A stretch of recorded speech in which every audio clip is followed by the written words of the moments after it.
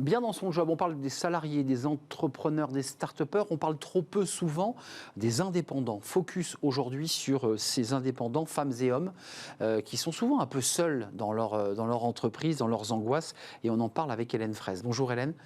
Bonjour. Ravi de vous accueillir. Déléguée générale de PEPS. Alors c'est très dynamique, qui est la première organisation patronale dans les négociations de la branche, donc, et évidemment, vous observez et vous accompagnez ces indépendants. Il y a quand même un élément qui sort et qui est très fort, c'est qu'ils sont très heureux de l'être, dans votre étude en tout cas. Ils sont heureux d'être indépendants. En revanche, ils ont quand même quelques angoisses sur protection sociale et retraite. En même temps, certains disent, mais attendez, s'ils sont indépendants, c'est la contrepartie de l'indépendance. Ça, vous l'entendez. Qu'est-ce que vous répondez à ça ? Exactement, et je réponds que le portage salarial est une solution qui présente bien des avantages. Donc effectivement, le PEPS est la fédération patronale qui représente les entreprises de portage, qui permettent à des salariés qui sont indépendants, qui sont à leur compte, de continuer de trouver leur mission, leurs propres clients, et d'être salariés via une entreprise de portage salarial qui s'acquitte pour eux des différentes cotisations, retraite, chômage. Et qui leur donne un droit de régime général. Tout à fait, un droit de régime général comme un salarié lambda.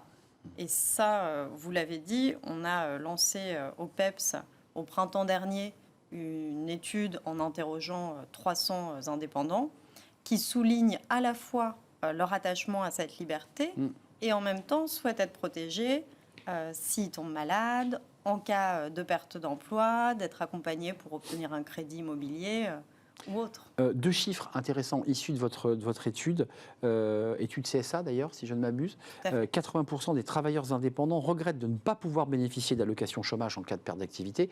D'ailleurs, juste un focus sur ce point, le président de la République avait fait une grande annonce, alors je ne sais pas si ça a été suivi, mais en expliquant que les indépendants allaient pouvoir bénéficier de l'allocation chômage. Ça marche ou ça ne marche pas ? En tout cas, en portage, ça marche. Ça marche, mais à ma connaissance, les auto-entrepreneurs n'ont pas accès à l'assurance chômage. Donc ça ne fonctionne pas. Donc ça n'a pas encore été mis en place, vous le confirmez ? Je le confirme. 83% des travailleurs indépendants regrettent de ne pas pouvoir bénéficier d'indemnités en cas d'arrêt maladie. Ça, c'est une autre angoisse, voire même d'accident de travail, parce que certains parfois se blessent et ne peuvent plus effectuer leurs activités. Puis enfin, la préoccupation des travailleurs indépendants, 83, c'est la sécurité financière, tirée de votre étude toujours, l'accès à la retraite à 76%, l'accès au chômage et l'accès au crédit. Concrètement, vous, dans vos négociations et dans le travail que vous menez à PEPS, avec l'ensemble évidemment des équipes, est-ce que vous avez une oreille attentive du ministre en charge des PME ? Est-ce qu'on vous écoute sur ces sujets ? Où on vous dit non, ils sont indépendants, donc, et ils ne peuvent pas accéder, hormis en portage, ils ne peuvent pas accéder au régime général ? Nous, on travaille surtout avec les pouvoirs publics, oui, on rencontre fréquemment au niveau du PEPS, pour promouvoir le statut du portage. Parce que l'autre point qui ressort de l'étude, c'est qu'il y a quand même plus de la moitié des personnes interrogées qui ne connaissent pas le portage salarial, et il y en a seulement 20% qui savent précisément à quoi ça correspond. Donc, les indépendants pourraient avoir accès à cette protection via le portage. Donc vous dites, au lieu de rentrer dans des usines à gaz complexes ou des négociations voire impossibles, autant aller plus rapidement vers le portage.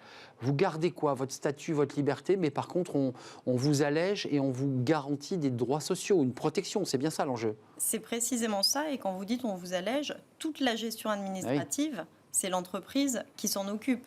Donc moi, en tant qu'indépendant, informaticien ou autre, je peux me consacrer pleinement à mon cœur de métier, à la recherche de missions et ensuite à les mener à bien. L'évolution des indépendants, parce qu'on parle beaucoup de la fin du salariat, ce qui est assez faux, puisque les salariés sont encore même largement majoritaires, mais on a quand même une tendance, notamment dans la génération Z, de ne pas aller vers le salariat, mais d'aller vers l'indépendance. Vous le constatez, vous, en chiffres ? Oui, et on le constate en chiffres, les études sont très claires, c'est vrai en France, c'est vrai dans d'autres pays. Et sans être manichéen en disant que le salariat classique va disparaître, on peut percevoir, en tout cas, qu'il y a une aspiration d'une partie des travailleurs à l'indépendance. Il faut aussi voir que l'autre pan, c'est pour les entreprises clientes que la solution elle est intéressante. Parce qu'elles peuvent avoir accès à des compétences externes, de véritables experts, dans un cadre sécurisé. Et malgré tout, dans une relation de prestation, on est bien d'accord. Tout à fait. Donc, ce qui lui évite d'intégrer le collaborateur et d'avoir une relation de prestation sécurisée. Sécurisé et qui offre une forme de souplesse. On le sait que c'est plus facile pour une entreprise de passer par son service achat que les RH de temps en temps. C'est très clair. Merci Hélène Fraisse. PEPS, première organisation patronale dans les négociations de branche, et entendez bien le mot portage. Allez voir sur le site PEPS, peut-être prenez rendez-vous avec eux pour qu'on vous accompagne sur ce portage qui visiblement vous sécurise. Merci de nous avoir rendu visite. Merci pour l'invitation. On tourne une page, c'est le cercle RH, le débat de Smart Job comme chaque jour, et on va s'intéresser au RH dans la fonction publique. Ça, c'est un vrai sujet.